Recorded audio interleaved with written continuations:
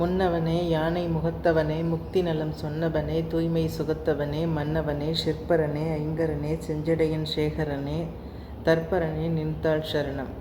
ஐந்து கரத்தனை யானை முகத்தனை இந்தின் இளம்பிறை போலும் இயற்றனை நந்தி மகந்தனை ஞானக் கொழுந்தினை புந்தியில் வைத்து அடி போற்றுகின்றேனே. மூவிரு முகங்கள் போற்றி முகம்பொழி கருணை போற்றி ஏவரும் துதிக்க நின்ற ஈராறு தோல் போற்றி காஞ்சி மாவடி வைகும் செவ்வேல் மலரடி போற்றி ஆனால் சேவலும் மயிலும் போற்றி திருக்கைவேல் போற்றி போற்றி. உலகெல்லாம் உணர்ந்து ஓதற்கரியவன் நிலவுலாவிய நீர்மலிவேணியன் அழகில் சோதியன் அம்பலத்தாடுவான் மலர்ச்சிலம்படி வாழ்த்தி வணங்குவோம். தனம் தரும் கல்வி தரும் ஒரு நாளும் தளர்வறியா மனம் தரும் தெய்வ வடிவம் தரும் நெஞ்சில் பஞ்சமில்லா இனம் தரும் நல்லன எல்லாம் தரும் அன்பர் என்பருக்கே கணம் தரும் பூங்குழலால் அபிராமி கடைக்கண்களே. குரு பிரம்மா குரு விஷ்ணு குரு தேவோ மகேஸ்வரக குரு சாட்சாத் பரபிரம்மா தஸ்மை ஸ்ரீ குருவே நமஹ. ஆஸ்திக பெருமக்களே, பெரியோர்களே, உங்கள் அனைவருக்கும் என்னுடைய பணிவான வணக்கங்களை தெரிவித்துக் கொள்கிறேன். அபிராமி அம்மையினுடைய அந்தாதி பதிகத்தினை சிந்தனை செய்து கொண்டிருக்கின்றோம். அதன் தொடர்ச்சியாக இன்றைய தினம் நாம் அம்மையை பற்றி சிந்திக்கக்கூடிய பாடல் எண் 3. பொதுவாக இந்த பாடலை பாடுவதன் மூலமாக தன்னடக்கம் மற்றும் நல்லொழுக்கம் இவை மேம்படும் மற்றும் தீய பழக்கத்திலிருந்து நம்மை விடுவித்துக் கொள்வதற்கு இந்த பாடல் பாராயணம் செய்தால் மிக நல்ல பலனை நமக்கு ஈட்டித்தரும். பொதுவான பலனாக இது சொல்லப்பட்டாலும் இந்த பாடலை பாராயணம் செய்து பல நன்மைகள் அடைந்த அடியார்களும் உண்டு. இந்த பாடலின் வாயிலாக அபிராமி பட்டர் மிகச்சிறந்த ஞானியாக நமக்கு காட்சியளிப்பார். ஏனென்று கேட்டால் ஒரு சாதாரண மனிதருக்கும் இறை வழிபாட்டில் உள்ள மனிதர்களுக்கும் இடையேயான வேறுபாடு என்ன என்று இந்த பாடல் மூலமாக விளக்கியிருப்பார். குறிப்பாக சொல்லப்போனால் ஆஸ்திகர் வெர்சஸ் நாஸ்திகர், இறைவனை வழிபடக்கூடிய மனிதர்களுக்கும் இறை வழிபாடு இல்லாதவர்களுக்கும் என்ன வேறுபாடு, குறிப்பாக முழுவதுமாக தன்னை இறை செயல்களில் ஈடுபடுத்தக்கூடிய அடியார் பெருமக்களை ஞானியர் என்று அழைப்பார்கள். அப்படி சாதாரண மனிதர்களுக்கும் இறைவன் அடியார்களுக்கும் என்ன வித்தியாசம் என்பதை சொல்லி நமக்கு காட்டியிருப்பார். இறைவனை வழிபடாமல் இருந்தால் என்ன குற்றம் நம்மை வந்து சேரும் என்பதை குறிப்பிட்டிருப்பார். இவையெல்லாம் இந்த பாடலினுடைய பொருளாக நமக்கு தென்படுகிறது. பாடல் 3. அறிந்தேன் எவரும் அறியாமறையை அறிந்து கொண்டு செறிந்தேன் நினது திருவடிக்கே திருவே வெறிவி பிரிந்தேன் நின் அன்பர் பெருமை எண்ணாத கரும நெஞ்சால் மறிந்தே விழும் நரகுக்கு உறவாய மனிதரையே. அறிந்தேன் எவரும் அறியாமறையை. மறை என்பது வேதம். வேதத்தினுடைய பெயர் ஸ்ருதி என்றும் அழைப்பார்கள். ஸ்ருதி, வேதம். மறை என்றால் அனைவரும் அறியும்படியாக உச்சாடனம் செய்யக்கூடியது. ஆகவே அனைவரும் கேட்கும்படியாக பாராயணம் செய்வது மறை என்று அழைப்பார்கள். ஆனால் அறியாமறை, யாருமே தெரிந்து கொள்ள முடியாத ரகசியத்தை நான் தெரிந்து கொண்டேன். இந்த மறைக்கு இன்னொரு பெயரும் உண்டு, மூல மந்திரம். யாருடைய மூல மந்திரம்? இங்கே பார்க்க போனால் இறைவியினுடைய மூல மந்திரம். அந்த இறைவியினுடைய மூல மந்திரத்தை, அந்த ரகசியத்தை நான் தெரிந்து கொண்டேன். சரி, தெரிந்தது மாத்திரமல்ல, அதனால் என்ன எனக்கு நிகழ்ந்தது? செறிந்தேன் நினது திருவடிக்கே. அதை கொஞ்சம் கொஞ்சமாக இந்த தேகத்திற்குள் செலுத்துவதால் என்னையும் மீறி பல நிகழ்வுகள் என்னை நடத்துவிக்கிறது, பல நிகழ்வுகளிலிருந்து என்னை விடுவிக்கிறது என்கிறார். இந்த இறை நாமங்களை உச்சாடனம் செய்யும் பொழுது எனக்குள் என்ன நிகழ்கிறது என்றால், என்னையும் அறியாமல் சில காரியங்கள் என்னை ஊக்குவிக்கின்றது.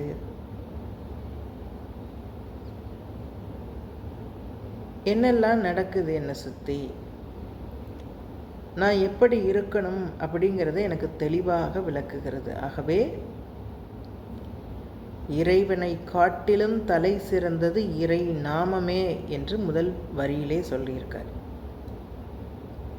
இந்த பாராயணத்தை உள்ளே செலுத்தும் பொழுது என்னுடைய தேகம் மாத்திரமல்ல, என் தேகத்தில் அகத்திலும் புறத்திலும் உன்னையே நினைக்கக்கூடிய சிந்தனை எனக்கு ஊறிக்கொண்டே இருக்கின்றது.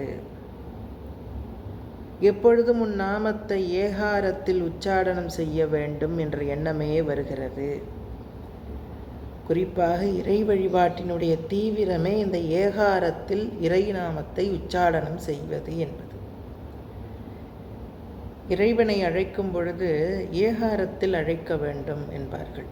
அம்பிகையே, பராசக்தியே, தாயே, ஈஸ்வரா என்னை காப்பாற்று, ராமா என்னை காப்பாற்று என்று ஏகாரத்தில் அவரை அழைக்க வேண்டும். ஆனால் நாம் ஏகாரத்தில் யாரையெல்லாம் அழைக்கிறோம்?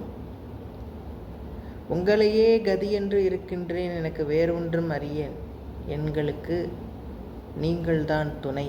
ஆகவே என்னுடைய மகனுக்கு நல்ல ஒரு வேலையை வாங்கித்தாருங்கள். உங்களையே கதி என்று இருக்கின்றேன், என்னுடைய மகளுக்கு நல்ல வரன் அமைத்து தாருங்கள். உங்களையே கதி என்று இருக்கின்றேன், என்னுடைய வீட்டு பிரச்சனையை சரி செய்து தாருங்கள். என்னுடைய மனை பிரச்சனையை ரிஜிஸ்டர் செய்து தாருங்கள் என்று அதிகாரிகளின் எண்ணத்திலும், நம் லௌகீகத்திற்கு தேவையான கடமைகளை செய்யக்கூடிய உயரிடத்தில் உள்ள அனைவரிடத்திலுமே ஏகாரத்தில் அழைக்கின்றோம். ஆனால் இந்த லௌகீகத்தின்பால் ஈடுபட்டதன் காரணமாக இந்த லௌகீக வாழ்க்கையை கொடுத்த இறைவனை நாம் நினைப்பதில்லை. இறைவனை நினைத்தால் தானே நாம் இறைநாமத்தை சொல்ல முடியும். இறைநாமத்தை சொன்னால் தானே ஏகாரத்தில் அவரை அழைக்க முடியும். ஆகவே இறைவனை வழிபாடு செய்வது மட்டும் பலன் அல்ல. அவரை அழைக்கும் பொழுது, அவரின் நாமத்தை சொல்லும் பொழுது உயர்த்தி சொல்ல வேண்டும். கண்ணுக்கு புலப்படும் லௌகீக இன்பத்தை தரக்கூடியவர்களை ஏகாரத்தில் அழைத்து புண்ணியம் அல்ல. கண்ணுக்கு தெரியாமல் தெரிந்தும் உருவமாக இருக்கக்கூடிய இறைவனை நாம் ஏகாரத்தில் அழைத்தால் நடக்காததையும் நடத்தி வைக்கக்கூடிய ஒரு சூட்சம ரகசியத்தை தான் இங்கே அறிந்து கொண்டார். யார்? இதுவரைக்கும் அவர் அறியவில்லை. அபிராமி பட்டர் இப்பொழுது அறிந்து கொண்டார். எதை? அவளுடைய மூல மந்திரத்தை பற்றி கொண்டார். அதை பற்றி கொண்டது மாத்திரமல்ல, தொடர்ச்சியாக அந்த நாமத்தை கொஞ்சம் கொஞ்சமாக இடையராது சொல்லிக்கொண்டே வருகிறார். அப்படி சொல்லும் பொழுது, யாரை விட்டு நான் விலகினேன், நின் திருவடிக்கே திருவே வெறுவி பிரிந்தேன்.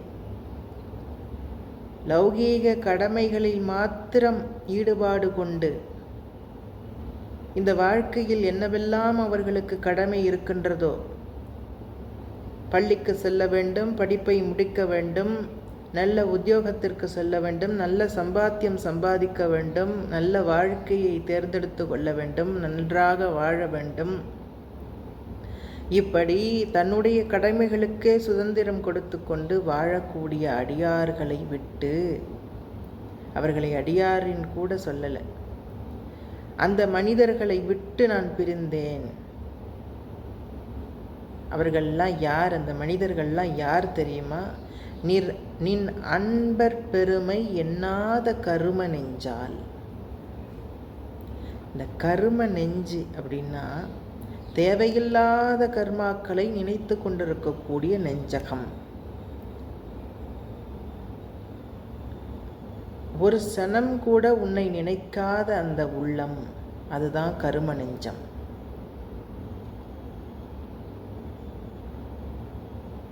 அந்த நெஞ்சங்களை விட்டு நான் பிரிந்தேன்.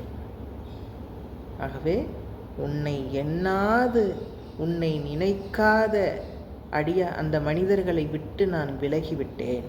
அம்மா,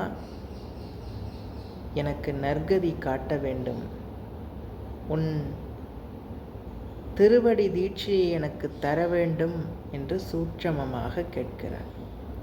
அப்போ யாரெல்லாம் அன்பர், எந்த மனிதர்களெல்லாம் இறைவியை நினைக்காது இருக்கிறார்களோ அவர்களின் கூட்டத்தை விட்டு நான் விலகிவிட்டேன்.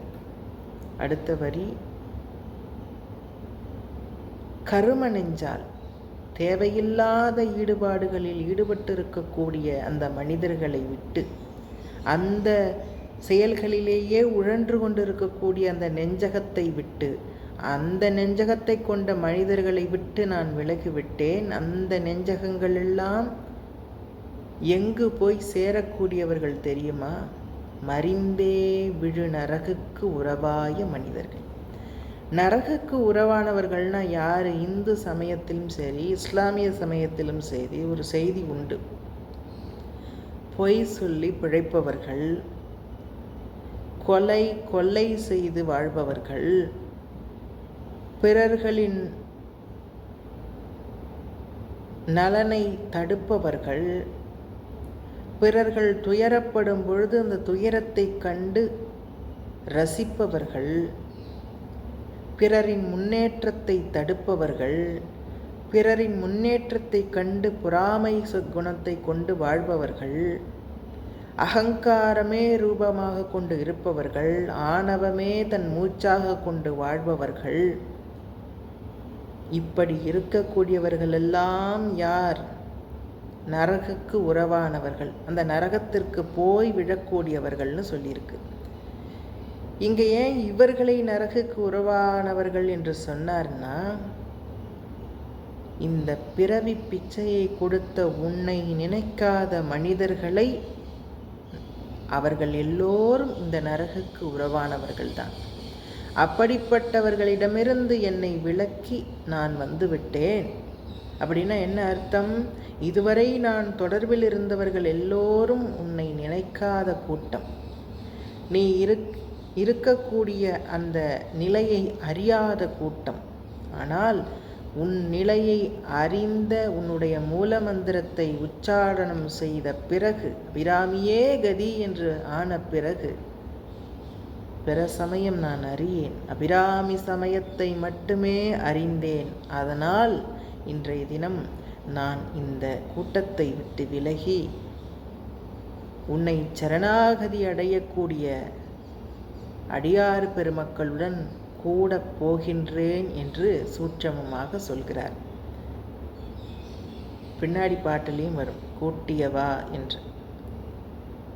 உன் பெருமை சொல்லக்கூடிய அடியார் பெருமை கூட்டத்துடன் என்னை கூட்டியவா என்று சொல்வார். அப்படி அறிந்தேன் எவரும் அறியா மறையை அறிந்து கொண்டு செறிந்தேன் நினது திருவடிக்கே திருவே வெறுவி பிரிந்தேன் நின் அன்பர் பெருமை எண்ணாத கரும நெஞ்சால் மறிந்தே விழு நரகுக்கு உறவாய மனிதரை. இந்த மனிதர்களை விட்டு விலகிவிட்டேன். பின்னாடி பாட்டு எல்லாமே இந்த அபிராமி அந்தாதி முழுவதுமாக சாக்த தத்துவத்தில் உள்ள அத்தனை செய்திகளுமே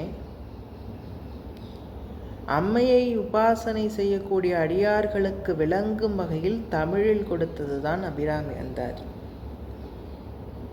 நாம் ஒரு செயலில் இருந்து விடுபட வேண்டும். அதாவது நமக்கு தீய எண்ணமோ தீய செயலோ நமக்கு வந்துவிட்டது. அது இந்த பஞ்ச புலன்களுக்கும் தெரிந்து விட்டது.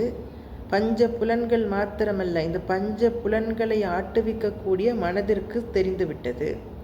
மனதிற்கு தெரிந்த பிறகு இதை எப்படி கட்டுக்குள் கொண்டு வர வேண்டும் என்ற சிந்தனையை நாம் எப்படி வளர்க்க வேண்டுமானால் ஒரே வழி சரணாகதி. அந்த சரணாகதி எப்படி அடைய வேண்டும் என்றால், இறைநாமத்தை இடையராது சொல்ல வேண்டும். இடையராது சொல்லி இந்த தேகத்தை உருக்கேற்ற வேண்டும். அவருடைய முக்கியமாக என்ன தெரியுமா, இறைவன் தன்னிடமிருந்து எதிர்பார்ப்பது என்ன, நம்மிடமிருந்து என்ன எதிர்பார்க்கிறார்? பல்லாயிரம் புஷ்பங்களால் கொண்ட அர்ச்சனையா, இல்லை பலவிதமான நறுமண திரவியங்களின் மூலமாக செய்யப்படும் அபிஷேகமா, இப்படி எண்ணற்ற யாகங்களா, எண்ணற்ற ஹோமங்களா, இப்படி எதை எதிர்பார்க்கிறார்? நல்ல அன்பு கொண்ட அடியார்களை மட்டுமே அவள் எதிர்பார்க்கிறார். நாம் என்னவெல்லாம் சிந்தனை செய்து கொண்டிருக்கின்றோம். ஒரு ஆலயத்திற்கு உள்ளே சென்றால் இறைவனை வழிபடுவது மாத்திரமல்ல, அதை எப்படி வழிபட வேண்டும், அந்த இறைவனை எப்படி நாம் தரிசிக்க வேண்டும், உள்ளன்போடு தரிசிக்க வேண்டும். காதலாகி கசிந்துருகி கண்ணீர் மல்க உன்னை பார்த்த உடனே இரு கண்களிலும் கரை புரண்டு வெள்ளம், ஆனந்த வெள்ளம் ஓட வேண்டும். அப்போ என்ன அர்த்தம்? இந்த நெஞ்சமும் அந்த இறைவனும் ஒன்றட கலக்கும் பொழுது, இறைவா உன்னிடத்தில் இருந்து நான் என்ன எதிர்பார்க்கிறேன்? பணமா, இல்லை பொருளா, இந்த லௌகீக இன்பமா, இல்லை உன்னையே சரணாகதி அடைய வேண்டும் என்ற எண்ணத்தை தான் நான் வளர்த்து வருகிறேன். இந்த எண்ணம் என்றைக்கு ஈடேறுமோ இறைவா, உன்னை எப்பொழுது நான் கண்ணார தரிசிப்பேனோ என்ற ஆவல், என்ற அன்பு எதிர்பார்ப்பது அந்த இறைவன். நாம் ஒரு பெட்டிஷன் மாதிரி ஒரு லிஸ்ட்டு போட்டுட்டு, நம்ம போட்ட லிஸ்ட்டெல்லாம் போகிறோம், இதெல்லாம் நீ எனக்கு நிறைவேற்றி கொடுன்னு போன அந்த கோவில் உள்ளே போயிட்டு வெளியில் வர்றதுக்குள்ளே இதெல்லாம் நம்ம சொல்லணும், அம்பாள்கிட்ட இதெல்லாம் சொல்லிடணும். இதெல்லாம் இருக்குது, எல்லாம் இருக்குதான், எல்லாம் நடக்கும். நடத்தி வைப்பவள் அவள், ஆட்டுவிப்பவள் அவள், ஆடுபவர் நாம். அப்படி இருக்கும் பொழுது நாம் எதற்காக கோயிலுக்கு செல்கிறோம்? அந்த திவ்ய தரிசனத்தை, அந்த தரிசனம் முடிந்து ஆலயத்திலிருந்து வெளியில் வர்றதுக்குள்ளே அந்த அப்படியே கற்பனையில் அந்த அம்பிகையை நாம் உள்வாங்கி அவளுடைய தரிசனத்தை நினைத்து கொண்டு தான் வர வேண்டும். இப்படியெல்லாம் நம்ம சொல்லிட்டோம், இப்படியெல்லாம் பண்ணிட்டேன், இப்படியெல்லாம் நிறைய நான் வேண்டுதல்லாம் வச்சுட்டேன், இதெல்லாம் எனக்கு நிறைவேற்றி கொடுத்துட்டா நான் இதெல்லாம் செஞ்சிடுவேன் அப்படிங்கிற ஒரு கண்டிஷனோடு தான் வரோமே தவிர, ஆனால் உள்ளன்போடு வழிபாடு செய்யக்கூடிய எத்தனையோ அடியார் பெருமக்கள் இருக்கிறார்கள். அவர்களை மிகைத்து பேசுவதற்கு இல்லை. ஆனால் உள்ளன்போடு அந்த தெய்வம் எதிர்பார்ப்பது எதை என்றால் அன்பு, தூய அன்பு. அந்த அன்பு எங்கிருந்து வருகிறது? அவர்களுடைய அடியார்களிடமிருந்து வருகிறது. காரைக்கால் அம்மையர் எம்பெருமான் சிவபெருமான் அவர் மீது வைத்த அன்பு, எப்படியாப்பட்ட அன்பு இருந்தால் இப்படியாப்பட்ட வார்த்தை விழுந்திருக்கும்.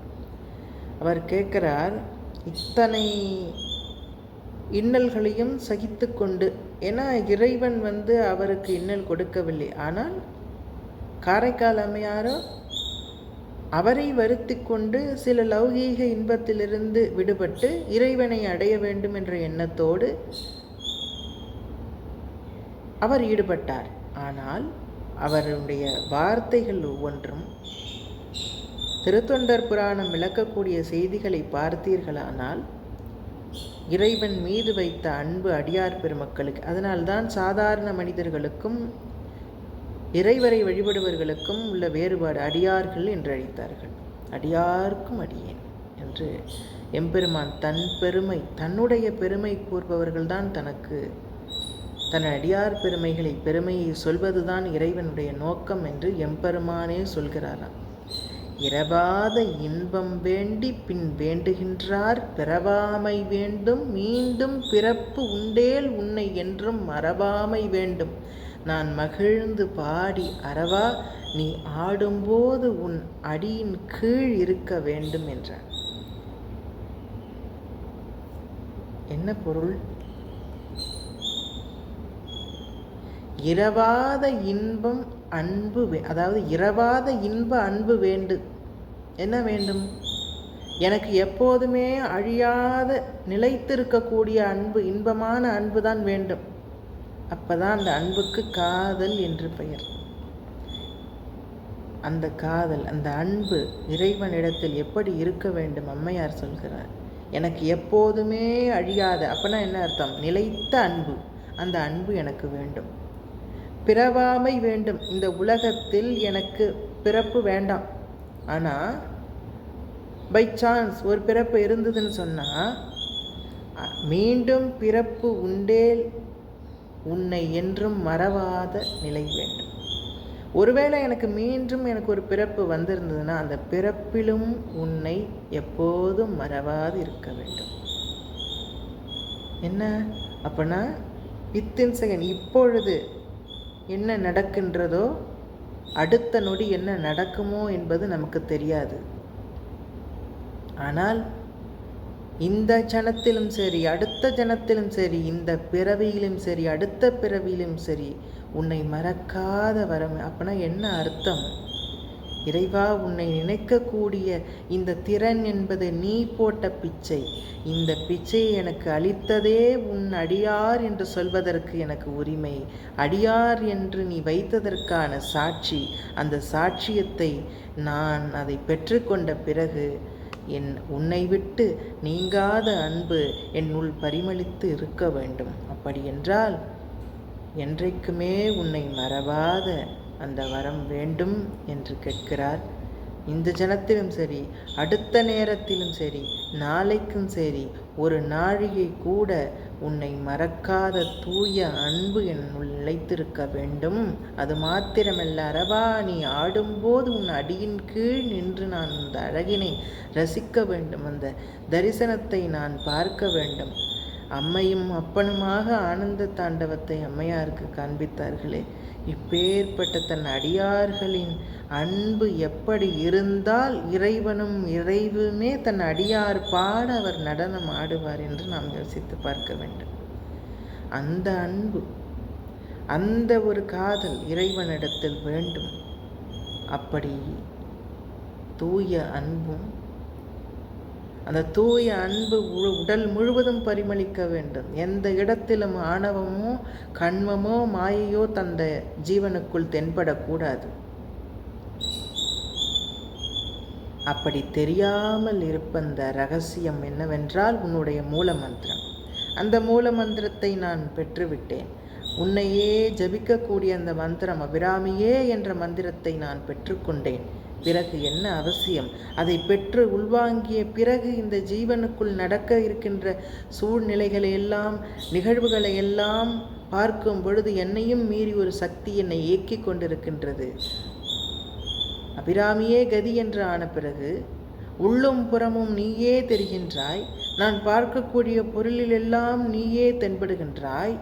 அப்படி இருக்கும் பொழுது இறைவா, உன்னை நாடாத அந்த அடியார், இறைவா, உன்னை நாடாத, உன் மீது அன்பு வைக்காத அந்த மனிதர்கள், நரகக்கே போகக்கூடிய அந்த மனிதர்கள், இந்த லௌகீக ஆசைகளை கடமைகளை நிறைவேற்றி அந்த கரும நெஞ்சால் இருக்கக்கூடிய அந்த மனிதர்களை விட்டு நான் பிரிந்து விட்டேன். பிறகு என்ன? அடுத்தது பாட்டு. யாரெல்லாம் உன்னை வழிபடுகிறார்கள், யாரெல்லாம் உன்னை துதிபாடுகிறார்கள் என்று அடுத்த பாடலில் சொல்ல போகிறார். அறிந்தேன் எவரும் அறியாமறையை அறிந்து கொண்டு செறிந்தேன் நினது திருவடிக்கே திருவே வெறிவு பிரிந்தேன் நினது அன்பர் பெருமை எண்ணாத கரும நெஞ்சால் மறிந்தே விழு நரகுக்கு உறவாய மனிதரையே. மனிதர் மாத்திரமல்ல, இவர்கள் மனிதர்கள் மாத்திரமல்ல, இந்த மனிதர்கள் எல்லாம், உன்னை வணங்காது இருக்கக்கூடிய மனிதர்கள் எல்லாம் நரகுக்கு போகக்கூடியவர்கள். உன்னை தொழக்கூடிய தேவர்கள் எல்லாம் யார் யார்? ஏராளம். அவர்கள் எல்லாம் எதில் வணங்குகிறார்கள், எப்படி வணங்குகிறார்கள்?